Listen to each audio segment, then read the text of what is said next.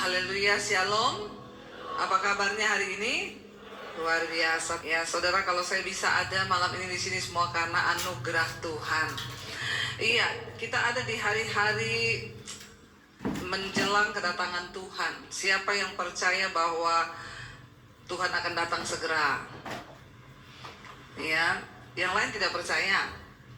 Ya, kita semua percaya ya bahwa Tuhan akan datang. Dan kalau Tuhan akan datang, maka kita harus berjaga-jaga dengan iman kita. Nah, saudara, apa yang harus kita lakukan hari-hari ini? Karena saya percaya iblis itu juga tidak berdiam diri. Dia ingin berusaha untuk menggoyahkan iman kita sehingga ya kita tidak layak ketika Tuhan datang. Tapi saya percaya orang-orang yang menanti-nantikan Tuhan, kita ini diberi kekuatan yang baru untuk terus melihat dan percaya bahwa Tuhan ada bersama-sama dengan kita. Kita buka bersama 1 Petrus pasal yang ke-5, saudara. Kita baca ayat yang ke-6 sampai ayat yang ke-11. Ini yang harus kita lakukan di hari-hari yang terakhir agar iman kita semakin kuat ya di tengah-tengah keadaan zaman yang semakin tidak menentu. 1 Petrus pasal yang ke-5 ayat 6 sampai ayat yang ke-11. Kita baca dulu yang ayat yang ke-6. Baca bersama 1, 2, 3. Karena itu rendahkanlah dirimu di bawah tangan Tuhan yang kuat, supaya kamu ditinggikannya pada waktunya. Sampai di situ dulu.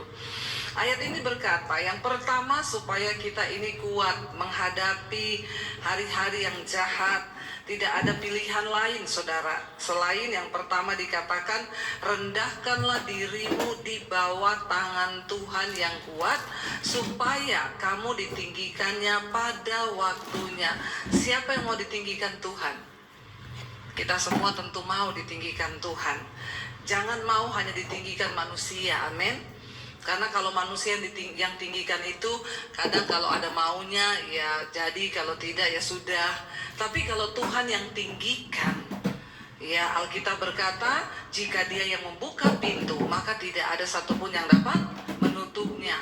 Jika Tuhan yang sudah mengangkat kita, maka tidak ada seorang pun yang dapat merendahkan kita.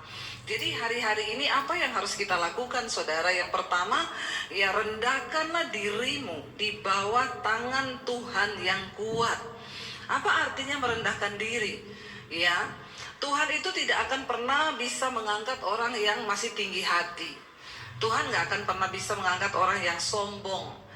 Satu-satunya cara agar hidup kita diangkat Tuhan, dipromosikan Tuhan, dimanapun engkau berada. Saudara, janji Tuhan itu begitu banyak, bahwa Tuhan itu akan mengangkat orang-orang yang berkenan padanya. Di mana? Di tempat saudara bekerja. Di mana? Di dalam keluargamu. Di mana? Di tempat pelayanan kita. Di mana? Di kotamu.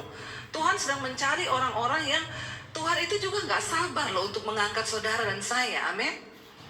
Tetapi seringkali yang membuat dia tidak bisa melakukannya bukan Tuhan gak bisa, tapi kitanya ini yang tidak layak untuk dipercayakan sesuatu yang besar. Ya, dikatakan rendahkan dirimu di bawah tangan Tuhan. Hanya orang-orang yang datang merendahkan diri kepada Tuhan yang bisa ditinggikan oleh Tuhan. Selama kita masih sombong, apalagi di hadapan Tuhan, maka kita nggak mungkin akan ditinggikan oleh Tuhan, saudara. Apa artinya rendahkan dirimu di bawah tangan Tuhan yang kuat, saudara? Yang pertama, lakukan segala sesuatu di dalam nama Tuhan Yesus Kristus, amin.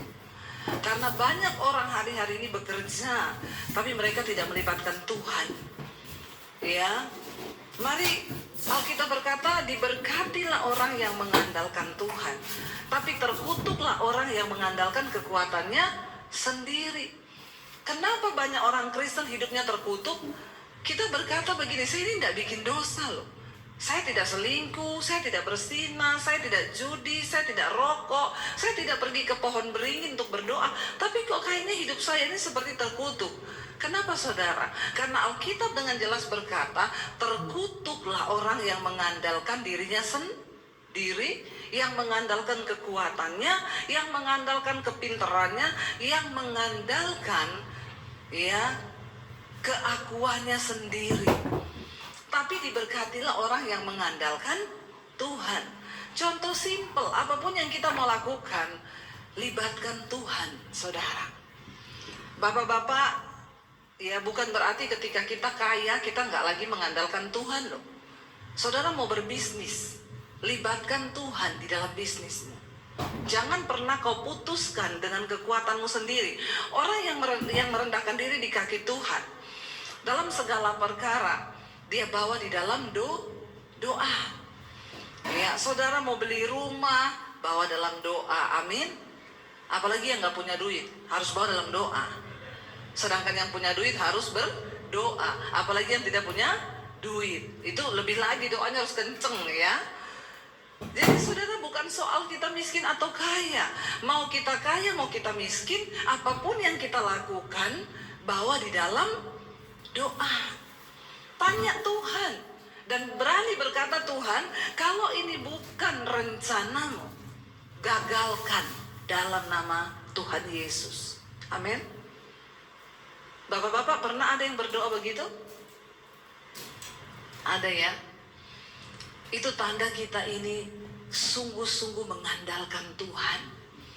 Yang pacaran, yang muda-muda, ya, seberapa besar pun cintamu, kau harus berani berdoa, Tuhan, kalau ini bukan jodoh dari Tuhan, maka putuskan dalam nama Yesus. Amin. Jangan ngebet, dalam nama Yesus tetap dia jadi jodohku. Apapun yang terjadi, dia jadi jodohku. Itu namanya kau memaksa diri. Ya, jangan saudara. Dan orang-orang yang belajar merendahkan diri, mengandalkan Tuhan, mengandalkan keputusan Tuhan, mereka pasti akan berbahagia. Amin. Saya selalu bilang sama anak saya, ingat ya, di hidup ini hormati Tuhan.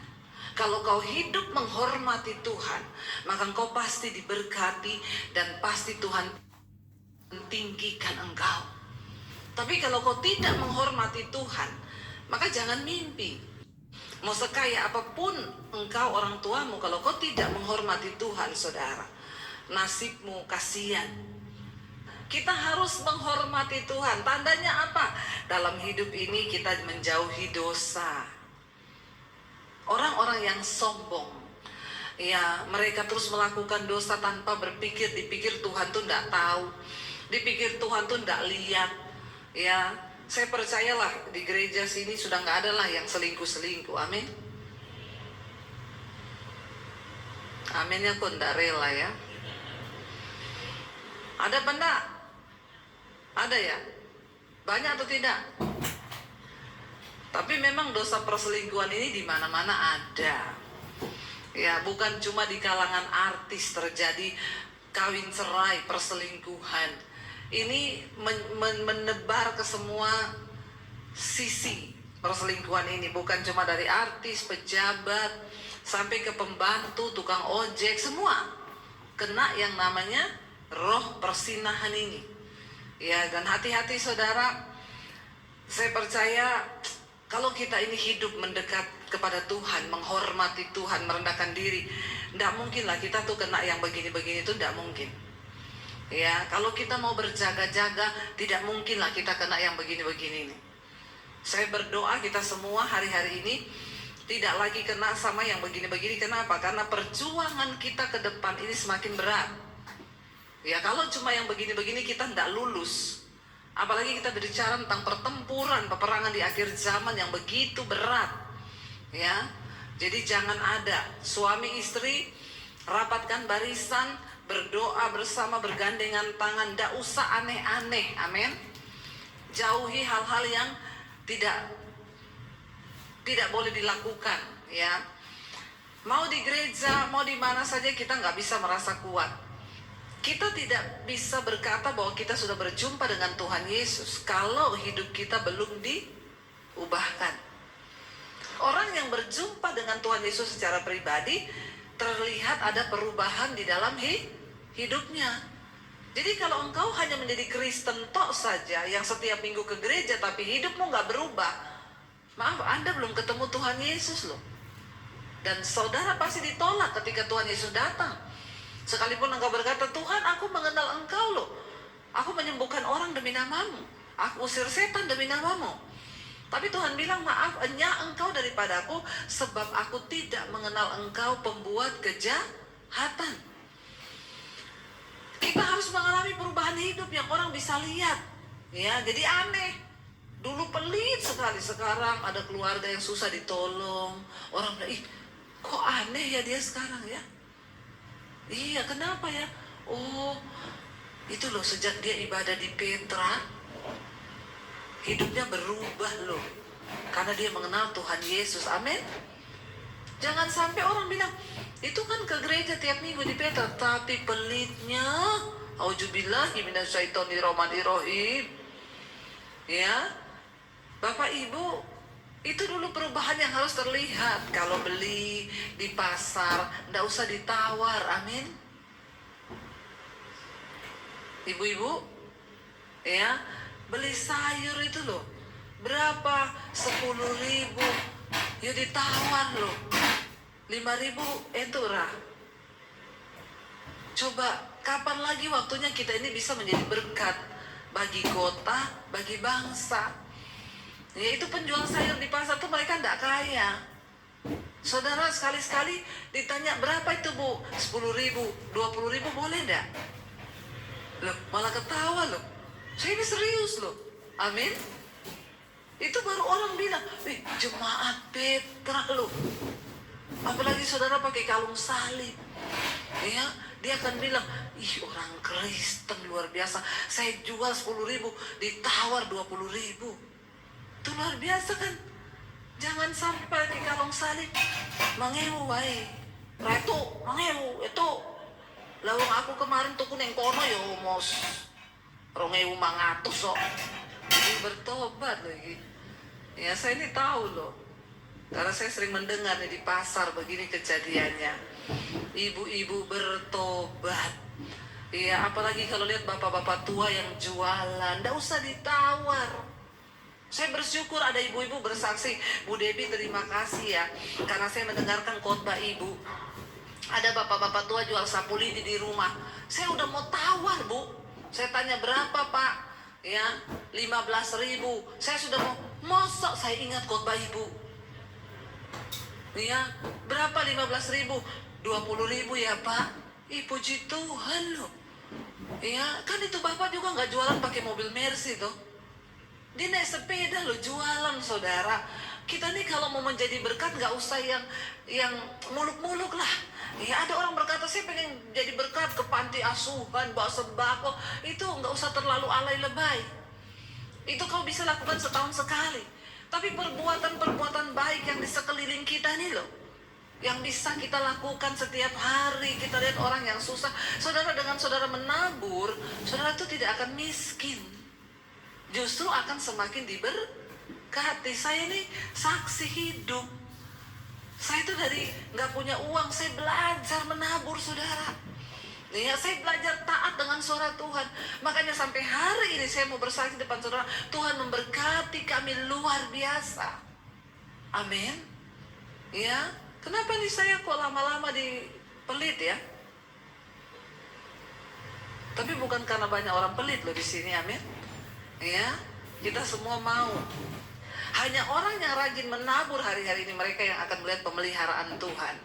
Makanya saya mau bilang sama orang tua, kita nggak bisa mengubah anak-anak kita. Yang bisa kita lakukan adalah bawa mereka berjumpa dengan Tuhan.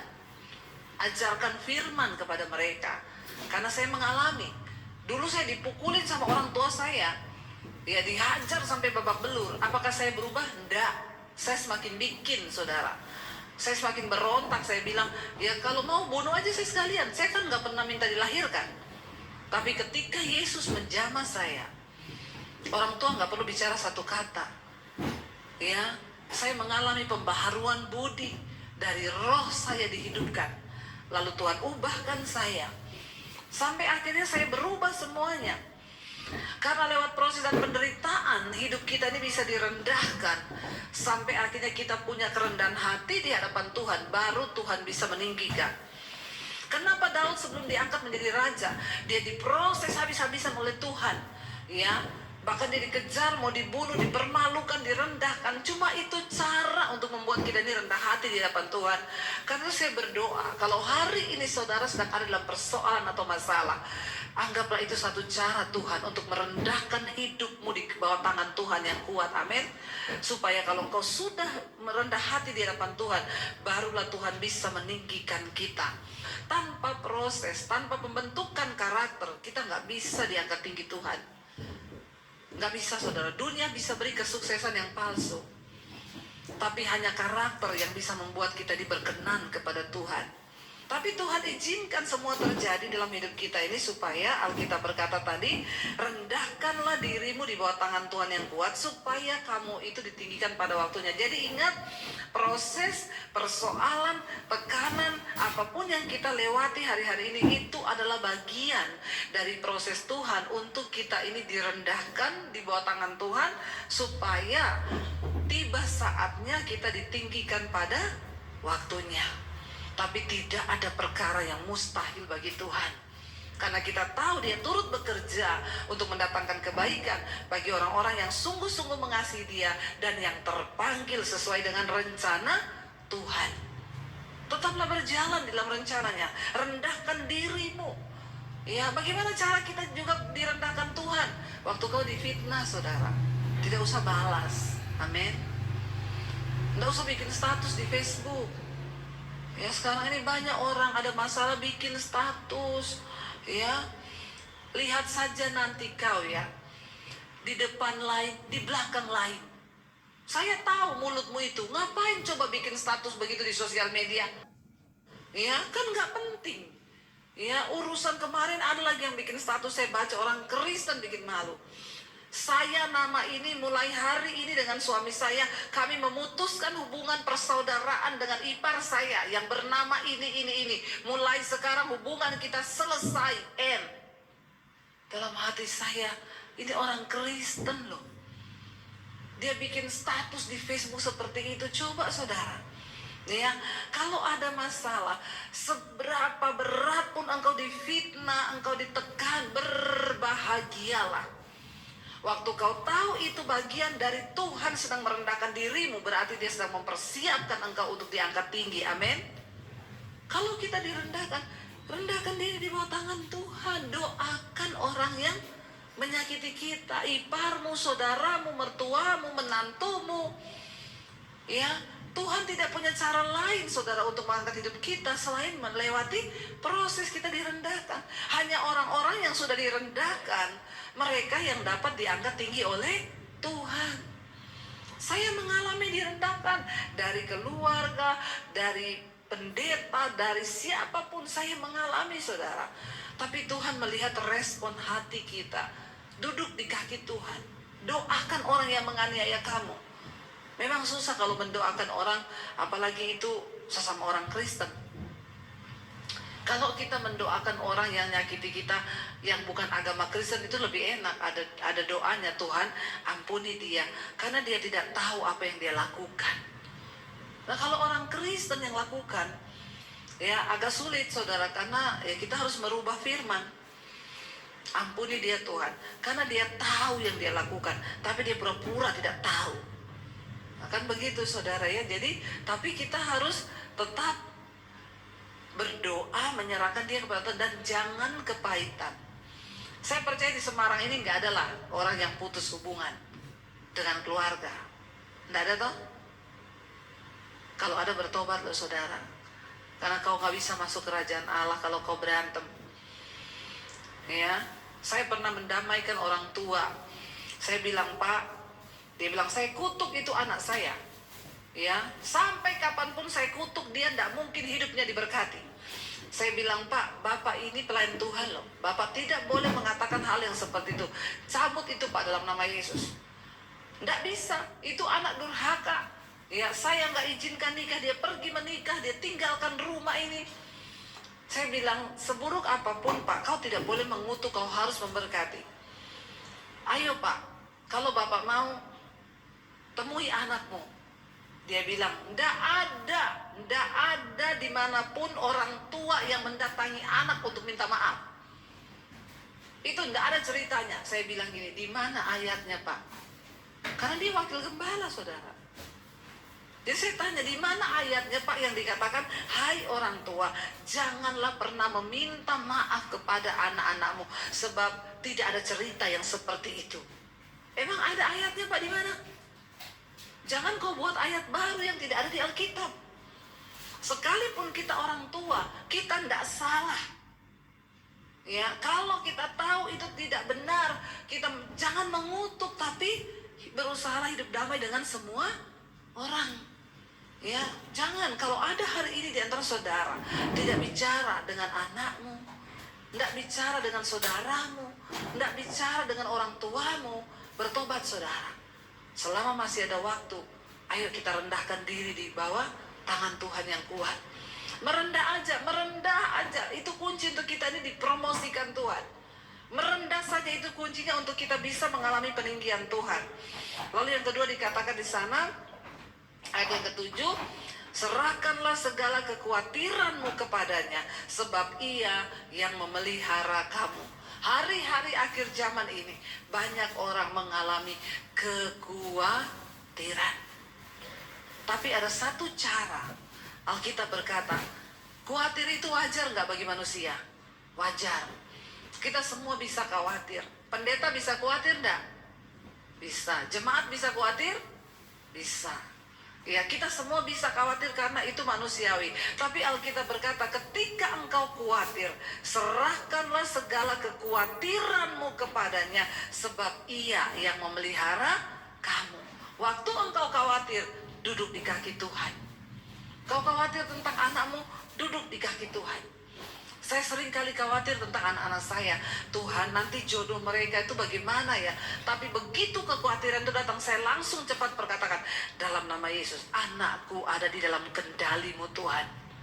Saya nggak mau kekhawatiran itu merebak dalam hati saya, dalam pikiran, dalam iman. Itu yang bikin kita ini akhirnya tidak mempercayai Tuhan dalam segala perkara, dalam apapun saudara. Ada satu kisah dalam Alkitab, dalam 2 Tawarik pasal 25 saudara.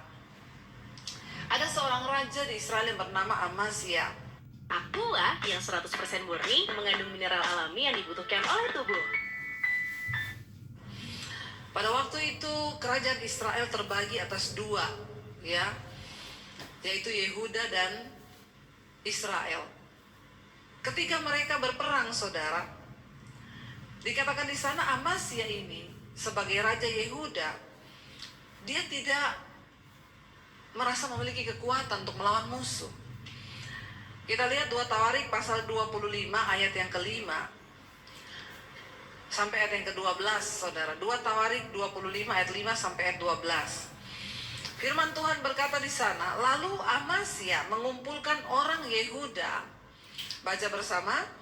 Lalu Amazia mengumpulkan orang Yehuda dan menyuruh mereka, yakni seluruh orang Yehuda dan Benyamin, berdiri menurut puak-puaknya di bawah kepala-kepala pasukan 1000 dan kepala-kepala pasukan 100. Ketika ia menghitung mereka yang berumur 20 tahun ke atas, didapatinya 300.000 teruna yang sanggup keluar berperang dengan tombak dan perisai. Selain itu, ia menyewa 100.000 pahlawan yang gagah perkasa di Israel dengan bayaran 100 talenta perak. Tetapi seorang abdi Allah datang kepadanya dan berkata, ya Raja, janganlah tentara Israel dibiarkan bergabung kepada tuanku, karena Tuhan tidak menyertai Israel, yakni semua Bani Efraim.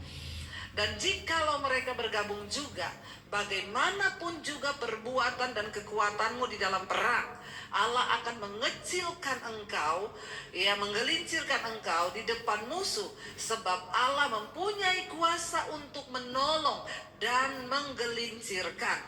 Lalu kata Amazia kepada abdi Allah itu, bagaimana dengan 100 talenta yang telah kuberikan kepada pasukan-pasukan Israel itu? Jawab abdi Allah itu, Tuhan dapat memberikan lebih daripada itu kepadamu. Kemudian Amazia memisahkan pasukan yang datang bergabung kepadanya dari Efraim, supaya mereka kembali ke tempat tinggalnya. Maka sangat marahlah mereka terhadap Yehuda. Mereka kembali ke tempat tinggalnya dengan marah dan menyala-nyala. Amasya apa? Mendapat keberanian, lalu memimpin rakyatnya ke lembah Asin dan memukul kalah 10.000 orang dari Bani Seir. Saudara, ketika Raja Amasya akan bertempur melawan Bani Seir, dia merasa kekuatannya tidak seberapa. Dia merasa, aku gak punya kekuatan pasukan untuk melawan Bani Seir yang begitu besar. Lalu dia tergoda untuk menyewa pasukan-pasukan dari Israel. Ya, dia ini dari Yehuda, saudara. Pada waktu itu terbagi 2 kerajaan. Dan ketika dia sudah menyewa, dia pikir saya harus menambah kekuatan dengan tentara Israel yang gagah perkasa untuk menyerang Bani Seir. Tiba-tiba hamba Tuhan Abdi Allah itu datang dan berkata, jangan pernah engkau pakai tentara Israel untuk ikut berperang, karena Tuhan tidak berkenan kepada mereka sebab mereka memberontak dan mereka berdosa. Lalu Raja Amasya berkata, tapi bagaimana? Aku sudah terlanjur bayar. Aku sudah terlanjur menyewa. Ya, dikatakan di sana, bagaimana? Ya, kalau aku nggak jadi pakai, aku sudah menyewa 100.000 pahlawan yang gak perkasa dari Israel itu. Ya, dan dia bilang, ya bagaimana? 100.000 itu saya sudah sewa kepada mereka. Ya, dan dia bilang, saudara, di sana Abdi Allah itu berkata, kalau kamu tetap nekat, seberapapun kekuatan yang sudah kau bangun, seberapapun usahamu untuk memenangkan peperangan itu, Tuhan akan menggelincirkan engkau di depan musuhmu. Saudara, kita ini tidak punya kekuatan apa-apa. Tetapi orang-orang yang mau mengandalkan Tuhan, saudara, mereka akan melihat penyertaan Tuhan. Artinya apa? Jangan pernah pakai logika kita untuk coba menolong Tuhan. Tidak peduli sekecil apapun kekuatanmu hari ini, waktu kau berserah kepada Tuhan, maka Dia sanggup bertindak. Yang terpenting adalah kita punya ketaatan. Ketika Abdi Allah itu menegur Amasya dan berkata bahwa, ya, jangan pernah engkau gabungkan. Dia bilang, tapi saya sudah terlanjur bayar. Tapi Abdi Allah itu berkata, Tuhan sanggup memberikan lebih daripada apa yang sudah kau keluarkan. Seringkali ada sesuatu yang harus hilang ketika kita memilih untuk mengandalkan Tuhan. Tapi tidak apa-apa, saudara, sebab Tuhan memperhitungkan semua harga ketaatanmu di dalam Dia. Amin. Tidak ada satupun yang mustahil bagi Tuhan. Hari-hari terakhir ini, mari kita menaikkan iman kita kepada Tuhan. Jangan lihat keadaanmu, jangan lihat persoalanmu yang rasanya mungkin terlalu besar hari ini, tapi pandanglah kepada Tuhanmu yang lebih besar daripada masalahmu. Ya, katakan, yes, masalahku memang besar, tapi Tuhanku lebih besar dari masalahku. Saya percaya ketika kita mau sungguh-sungguh mencari Tuhan, sungguh-sungguh mengandalkan Tuhan, Dia Tuhan yang tidak pernah meninggalkan saudara dan saya. Jadi saudara, yang pertama, rendahkan diri kita di bawah tangan Tuhan yang kuat. Yang kedua, kalau hari-hari ini engkau punya kekhawatiran, serahkanlah semua kekhawatiranmu itu lewat doa kepada Tuhan. Kita percaya bahwa pertolongan kita datang dari Tuhan. Kita bangkit berdiri bersama, kita naikkan pujian. Bukan dengan kekuatanku aku dapat jalani hidupku, Tuhan. Kami percaya ketika kami pandang wajah-Mu, kami berseru kepadamu, maka pertolongan kami itu datang dari Tuhan.